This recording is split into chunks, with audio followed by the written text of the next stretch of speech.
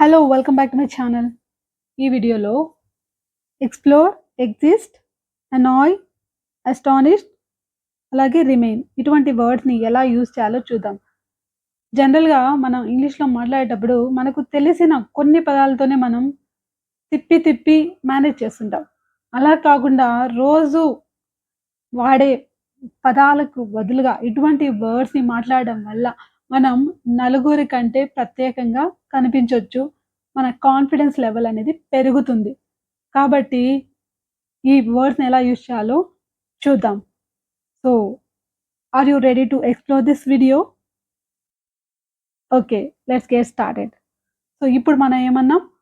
Are you ready to explore this video అన్నాం. అంటే ఈ వీడియోని ఎక్స్‌ప్లోర్ చేయడానికి, అన్వేషించడానికి అంటే ఇందులో ఏముందో తెలుసుకోవడానికి రెడీగా ఉన్నారా? అని నేను అడిగానన్నమాట. అంటే దీని అర్థం ఏంటి? ఎక్స్‌ప్లోర్ అంటే కొత్త విషయాల్ని తెలుసుకోవడం. అంటే కొత్త ప్రదేశానికెళ్ళినప్పుడు గాని, లేకపోతే ఏదైనా ఒక విషయం గురించి గాని, కొత్త విషయాల్ని అన్వేషించడం. బేసికల్లీ తెలుగు మీనింగ్ ఏంటి? ఎక్స్‌ప్లోర్ అంటే అన్వేషించడం. అది ఒక ప్రదేశాన్ని కావచ్చు, ఒక పుస్తకాన్ని కావచ్చు, ఒక విషయాన్ని కావచ్చు. కాబట్టి ఎక్స్‌ప్లోర్ అంటే అది మీనింగ్ అన్నమాట. ఇంకా కొన్ని ఎగ్జాంపుల్స్ చూద్దాం. సో థట్ మీకు బాగా గుర్తుండిపోయేలా. సో దీని డెఫినిషన్ ఏంటంటే to search a place and discover things about it. అంటే ఒక కొత్త ప్రదేశానికెళ్ళినప్పుడు అక్కడ ఏమున్నాయా అని చూడడం, అన్వేషించడం. దాన్ని మనం ఏమంటాం? ఎక్స్‌ప్లోర్ అంటాం. ఎక్స్‌ప్లోర్ అన్న వర్డ్‌కి పాస్ట్ టెన్స్ ఏంటి? ఎక్స్‌ప్లోర్డ్. పాస్ట్ పార్టిసిపుల్ కూడా ఎక్స్‌ప్లోర్డ్. మరి ప్రెజెంట్ కంటిన్యూయస్ టెన్స్‌లో యూజ్ చేసేటప్పుడు ఎక్స్‌ప్లోరింగ్ అనాలి. సో, ఇప్పుడు ఎగ్జాంపుల్స్ చూద్దాం. Let's explore this village. Let's explore this village. So, పదండి ఈ విలేజ్ చుట్టొద్దాం. ఫస్ట్ టైమ్ వచ్చాం కదా! ఎలా ఉందో, ఏమేమి ఉన్నాయో చూద్దాం. అంటే లెట్స్ ఎక్స్‌ప్లోర్ దిస్ విలేజ్ అంటే ఈ ప్రదేశంలో ఏమేమి ఉన్నాయో చూసొద్దాం, తెలుసుకుందాం అనే అర్థంతో ఇక్కడ ఎక్స్‌ప్లోర్ అంటే ఒక ప్రదేశానికి వచ్చాం కాబట్టి ఎలా ఉందో చూద్దాం అనే అర్థంతో ఎక్స్‌ప్లోర్ అన్న వర్డ్‌ని ఇక్కడ యూజ్ చేస్తున్నాం. We can't explore this place by car. ఈ ప్లేస్‌ని మనం కార్‌తో అన్వేషించలేం. అంటే కాలినడకనే చుట్టి రావాలి. కొన్ని ప్రదేశాలు అలా ఉంటాయన్నమాట. అక్కడ మనకు ఎటువంటి కార్ కానీ, బైక్ కానీ ఉపయోగపడదు. చుట్టి మనం కాళ్ళతో నడిచి చూడడమే బెస్ట్ ఆప్షన్‌గా ఉంటుంది. సో, అటువంటప్పుడు మనం we can't explore this place by car or any bus. Best way to explore this village is on foot. ఈ విలేజ్‌ని మనం బాగా చుట్టి రావాలి, అన్ని చోట్ల తెలుసుకోవాలంటే కాలినడకనే వెళ్ళాలి అని చెప్పడానికి the best way to explore అన్వేషించడం. దీనికి ఈ విలేజ్‌ని అన్వేషించడానికి సరైన పద్ధతి ఏంటి? On foot. Okay. Not by car. కాబట్టి సో, లెట్స్ ఎక్స్‌ప్లోర్ అని చెప్పొచ్చు. My dream is to explore the world. నా కల ఏంటి? ప్రపంచాన్ని అన్వేషించడం. చాలామంది యూట్యూబర్స్ దాన్ని ప్రొఫెషన్‌గా చేస్తూ ఉంటారనమాట. వాళ్ళు కొత్త ప్రదేశాలకెళ్ళి మనకు చూపెడుతూ ఉంటారు. ఈ కంట్రీ ఎలా ఉంది? ఆఫ్రికా ఎలా ఉంది? అమెరికా ఎలా ఉంది? అని దాన్ని ఒక ప్రొఫెషన్‌గా exploring the world is their profession అనమాట. అదే వాళ్ళ ప్రొఫెషన్. కాబట్టి ఇక్కడ ఏంటి అర్థం? My dream is to explore the world. నా కల ఏంటంటే ప్రపంచాన్ని అన్వేషించడం అంటే చుట్టి రావడం అని అర్థంతో ఇక్కడ ఎక్స్‌ప్లోర్ అన్న వర్డ్‌ని యూజ్ చేస్తున్నామన్నమాట. సో, ఇంకా మనం ఎక్స్‌ప్లోర్ అన్న వర్డ్‌ని వేరే విధాలుగా ఎలా యూజ్ చేయొచ్చో చూద్దాం. Let's explore better options. అంటే ఇక్కడేంటి? ఇంకా మంచి ఆప్షన్స్ ఏమైనా ఏదైనా ఒక పని చేయడానికి కానీ, లేకపోతే ఏదైనా ఒక విషయం గురించి మనం మాట్లాడేటప్పుడు లెట్స్ ఎక్స్‌ప్లోర్ ఇంకా అన్వేషిద్దాం. మంచి ఆప్షన్స్ ఉన్నాయా అని. Let's explore better options. అలాగే మనం ఏదైనా ఒక వస్తువు కొనాలన్నా గాని, మనం ఇక్కడ కాదు ఇంకో చోట ట్రై చేద్దాం. ఇంకా let's explore better options. So, ఇలా మనం ఎక్స్‌ప్లోర్ చేద్దాం. ఇంకా దాని గురించి ఆలోచిద్దాం, డిస్కస్ చేద్దాం. మంచి ఫలితం కోసం అని చెప్పడానికి లెట్స్ ఎక్స్‌ప్లోర్ బెటర్ ఆప్షన్స్ అని చెప్పొచ్చు. So, we have been exploring this issue. We have been exploring this issue. అంటే ఇక్కడేంటి? ఈ ఇష్యూని మేము ఎక్స్‌ప్లోర్ చేస్తున్నాం. అంటే ఇంకా అన్వేషిస్తున్నాం. దీని గురించి ఇంకా మేము డిస్కస్ చేస్తున్నాము అని చెప్పడానికి సో, అలా చెప్పడానికి మనం we have been exploring this issue అని చెప్పొచ్చు. We have been exploring new ideas, thoughts. So, ఇలా మనం చెప్పొచ్చనమాట. అంటే ఇక్కడ ఎక్స్‌ప్లోరింగ్ అంటే మేము డిస్కస్ చేస్తున్నాం, ఆలోచిస్తున్నాం ఈ ఇష్యూ గురించి. సో, దాని సొల్యూషన్ ఏంటో కనుక్కోవడానికి. వి హావ్ బీన్ ఎక్స్‌ప్లోరింగ్ అంటే ఇక్కడేంటి కొత్తగా మేము డిస్కస్ చేస్తున్నామని చెప్పడానికి ఎక్స్‌ప్లోరింగ్ అన్వేషిస్తున్నామనే అర్థంతో యూజ్ చేస్తున్నాం. నెక్స్ట్ వర్డ్ ఏంటంటే ఎగ్జిస్ట్. ఎగ్జిస్ట్ అన్న వర్డ్‌కి తెలుగు మీనింగ్ చెప్పుకోవాలంటే ఉనికి, అలాగే ఉండడం, కనిపించడం ఇన్ని అర్థాలొస్తాయి. దీని ఇంగ్లీష్ మీనింగ్స్ అంటే సినానిమ్స్ చూస్తే live, be alive, be living. So, అలాగే have life, breathe, stay alive, be ఇన్ని అర్థాలొస్తాయన్నమాట. మరి ఈ వర్డ్‌ని ఎలా సెంటెన్సెస్‌లో యూజ్ చేయాలో చూద్దాం. ఎగ్జాంపుల్‌కి the dowry system still exist in India. వరకట్న ఆచారం అనేది ఇంకా భారతదేశంలో ఉంది. అంటే దాని ఉనికి ఉంది. ఇంకా ఉంది అని చెప్పడానికి స్టిల్ ఎగ్జిస్ట్స్ అంటే ఇంకా ఉంది. The dowry system still exist in India. Don't pretend that the problem doesn't exist. So, నువ్వు నటించకు. ఎలా? ద ప్రాబ్లమ్ డజంట్ అంటే ప్రాబ్లమే లేదు అన్నట్టు, ప్రాబ్లమే కనపడట్లేదు, అస్సలేం లేదు అన్నట్టు నటించకు. Don't pretend that the problem doesn't exist. Do ghost really exist? భూతాలు, దెయ్యాలనేవి నిజంగా ఉన్నాయా? వాటి ఉనికి ఉందా? అని చెప్పడానికి do ghost really exist? Do ghost really exist? I don't think they really exist. నేను అనుకోవట్లేదు అవి ఉన్నాయని. So, I'm glad that humanity still exist in our society. మన సొసైటీలో ఇంకా మానవత్వం అనేది ఉంది. మిగిలే ఉంది. అంటే దాని ఉనికి ఇంకా ఉంది. ఎక్కడికి పోలేదు అనేది నాకు సంతోషాన్ని కలిగిస్తుంది అని చెప్పడానికి I'm glad that humanity still exist in our society. ఇలా మనం ఎగ్జిస్ట్ అన్న వర్డ్‌ని యూజ్ చేయొచ్చు. Next remain. రిమైన్ అన్న వర్డ్‌కి మీనింగ్ ఏంటో చూద్దాం. రిమైన్ అంటే డెఫినిషన్ ఏంటంటే to stay in the same place or in the same condition. లేకపోతే to continue to be in the same state or condition. అంటే అలానే ఉండడం అనే అర్థం వస్తుంది.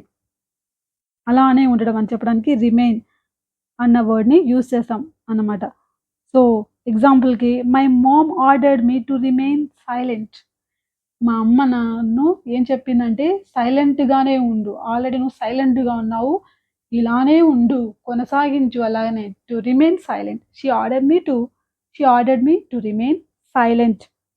సో, టు రిమైన్ సైలెంట్ అనొచ్చు. To remain motionless. మోషన్‌లెస్ అంటే కదలకుండా అలానే ఉండు అని చెప్పడానికి మోషన్‌లెస్ అన్న వర్డ్‌ని యూజ్ చేయొచ్చు. అంటే మామూలుగా మనం రిమైన్ అన్న వర్డ్ తర్వాత ఈ వర్బ్ తర్వాత యాడ్జెక్టివ్స్‌ని యూజ్ చేస్తుంటాం. Remain silent, remain seated, remain standing ఇలాగనమాట. So, remain standing, remain standing until I say. ఇక్కడ స్టాండింగ్ అనేది యాడ్జెక్టివ్ అవుతుంది. ఇప్పుడు నుంచునున్నావు కదా! అలానే ఉండు. ఎప్పటి వరకు? అంటిల్ ఐ సే. నేను చెప్పే వరకు remain standing, remain seated, remain seated until I సే. అంటే కూర్చొనున్నారు కదా! కూర్చునే ఉండండి. అలానే ఉండండి అంటిల్ ఐ సే. నేను చెప్పే వరకు అని చెప్పడానికి మనం ఇక్కడ రిమైన్ అంటున్నాం. హి రిమైన్స్ మై బెస్ట్ ఫ్రెండ్. అతను నా బెస్ట్ ఫ్రెండ్‌గా ఉంటున్నాడు. అంటే అలానే కొనసాగుతూ ఉన్నాడు అని చెప్పడానికి he remains my best friend అని చెప్పొచ్చనమాట. She remains in office till June. ఆమె ఇక్కడ ఇన్ ఆఫీస్ అంటే ఏంటి? ఆఫీస్‌లో అని కాదు. పదవిలో జూన్ వరకు కొనసాగుతుంది అని చెప్పడానికి she remains in office till June. So, ఇలా మనం ఈ రిమైన్ అన్న వర్డ్‌ని యూజ్ చేయొచ్చనమాట. రిమైన్ అంటే ఇంకొక మీనింగ్ కూడా వస్తుంది. రిమైన్ అంటే మిగిలిపోయింది. అలాగే మనం ఏదైనా తిన్నామనుకోండి టేబుల్ మీద క్లీన్ చేసినా అక్కడక్కడ ఉంటాయన్నమాట. దాని ఆనవాళ్ళు. అంటే ఆనవాళ్ళు అనే అర్థంతో చెప్పొచ్చు. సో, ఇప్పుడు మనం ఈ పిక్చర్‌లో చూపిస్తున్నట్టు ఈ పిజ్జా యొక్క రిమైన్స్ అక్కడ ఉన్నాయి అని చెప్పడానికి ఇవేంటి? ద రిమైన్స్ ఆఫ్ పిజ్జా లేకపోతే the remains of my dinner. So, నేను తిన్న ఆనవాళ్ళు అవి అని చెప్పడానికి అంటే మిగిలిపోయిన చిన్న చిన్న పార్టికల్స్ ఏవైతే ఉన్నాయో వాటిని మనం ఇక్కడ రిమైన్స్ అంటున్నాం. సో, దాన్ని కూడా రిమైన్స్ అనొచ్చు. అలాగే రిమైన్స్ అంటే ఇంకొక మీనింగ్ ఉంది. అదేంటంటే డెడ్ బాడీ అనే అర్థంతో కూడా అంటే మోర్టల్ రిమైన్స్ అంటుంటాం. అంటే థాట్ మీన్స్ డెడ్ బాడీ అని. ఇక్కడ రిమైన్స్ అనేది ఏంటి? నౌన్ అన్నమాట. రిమైన్స్. నౌన్‌గా యూజ్ చేసినప్పుడు దాని అర్థం ఏంటి? మిగిలిపోయిన ఆనవాళ్ళు, పదార్థాలు అనే అర్థంతో సో, ఫుడ్ పార్టికల్స్ కావచ్చు, డెడ్ బాడీ కావచ్చు అనే అర్థం వస్తుందన్నమాట. సో, నెక్స్ట్ వర్డ్ ఏంటంటే అనాయింగ్. అనాయింగ్ అంటే ఏంటి? కోపం తెప్పించడం, లేకపోతే చిరాకు తెప్పించడం. అంటే to make someone angry. So, దీని పాస్ట్ టెన్స్ ఏంటి? అనాయిడ్. పాస్ట్ పార్టిసిపుల్ కూడా అనాయిడ్. అంటే ఈ వర్డ్ వర్బ్‌గానే కాదు, యాడ్జెక్టివ్‌గా యూజ్ చేయొచ్చు, యాడ్వర్బ్‌గా కూడా యూజ్ చేయొచ్చు. అదెలాగో చూద్దాం. So, first my students really annoyed me in today's class. My students really annoyed me in today's class. ఈరోజు క్లాస్‌లో ఇవాల్టి క్లాస్‌లో నా స్టూడెంట్స్ చాలా విసుగు తెప్పించారు, చిరాకు తెప్పించారు, కోపం తెప్పించారు అని చెప్పడానికి annoyed me, really annoyed me అని చెప్పొచ్చనమాట. I hope my cough isn't annoying you. I hope నా దగ్గు మీకు చిరాకు తెప్పించలేదని ఆశిస్తున్నా. విసుగు పుట్టించట్లేదని అనుకుంటున్నా. జనరల్‌గా మనకు ఆ ఫీలింగ్ అనేది ఉంటుంటుంది గదా! So, I hope my cough isn't annoying you అంటే ఇక్కడ ప్రెజెంట్ కంటిన్యూస్ టెన్స్‌లో యూజ్ చేస్తున్నామనమాట. So, she always takes my mobile. She annoys me. ఎప్పుడు నా మొబైల్ తీసుకుంటుందామె. She really annoys me. చాలా విసిగిస్తుంది, కోపం తెప్పిస్తుంది అని చెప్పడానికి simple present tense. She annoys me అని చెప్పొచ్చు. His laugh is annoying. His laugh is very annoying. ఇక్కడ ఏంటి అనాయింగ్ అంటే ఏంటి ఇక్కడ? యాడ్జెక్టివ్ అన్నమాట. ఎలా ఉంది అతని నవ్వు అంటే చిరాకు తెప్పించేదిగా ఉంది. ఇట్ ఈస్ రియల్లీ అనాయింగ్ అంటే ఇట్స్ బ్యూటిఫుల్ అంటాం కదా! అలాగే ఇట్స్ అనాయింగ్, ఇట్స్ డర్టీ అంటే ఇక్కడ adjective. It's annoying. His laugh is annoying. అతని నవ్వు చిరాకు తెప్పించేలా ఉంది. His speech is annoying. అతని స్పీచ్ ఎలా ఉంది? చిరాకు తెప్పించేది. It's annoying. ఇక్కడ మనకు ఈ సెంటెన్స్ గమనిస్తే హిస్ స్పీచ్ ఈజ్ అనాయింగ్ అంటున్నాం కదా! మరి ఇక్కడ అనాయింగ్ అనేది యాడ్జెక్టివ్ కావచ్చు, అలాగే వర్బ్ కూడా కావచ్చు. అంటే ఈజ్ అనాయింగ్ అంటున్నాం కాబట్టి చిరాకు తెప్పిస్తూ ఉంది అనే అర్థంతో కూడా మనం దీన్ని తీసుకోవచ్చు. అలాగే అతని స్పీచ్ ఎలా ఉంది అంటే ఇట్స్ అనాయింగ్. అది చాలా how is its speech? How is his speech? ఎలా ఉంది? It's annoying. చాలా చిరాకు తెప్పించేలా ఉంది, కోపం తెప్పించేలా ఉంది అని చెప్పడానికి హిస్ స్పీచ్ ఇస్ అనాయింగ్ అనొచ్చు. His behaviour annoys me a lot. His behaviour really annoys me. అతని ప్రవర్తన నన్ను చాలా కోపం తెప్పిస్తుంది, చిరాకు తెప్పిస్తుంది అని చెప్పడానికి ఇక్కడ my my son has been annoying me all morning. నా కుమారుడు పొద్దున అంటే అంతా చిరాకు తెప్పిస్తున్నాడు, కోపం తెప్పిస్తూనే ఉన్నాడు. అలాగా చేశాడు అని చెప్పడానికి my son has been annoying me all morning. So, ఇలా మనం అనాయింగ్ అన్న వర్డ్‌ని యూజ్ చేయొచ్చు. Next one astonish. అస్టానిష్ అంటే ఏంటి?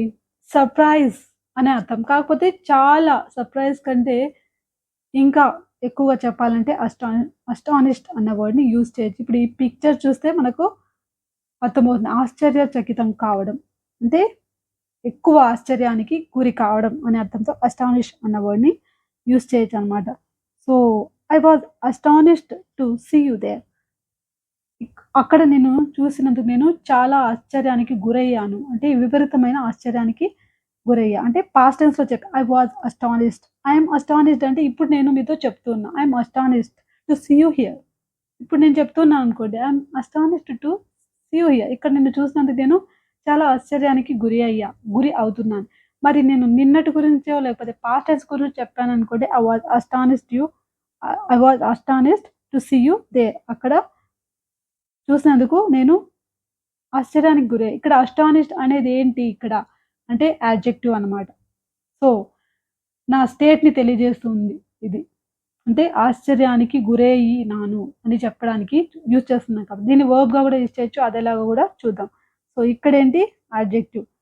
So, I was astonished at his English.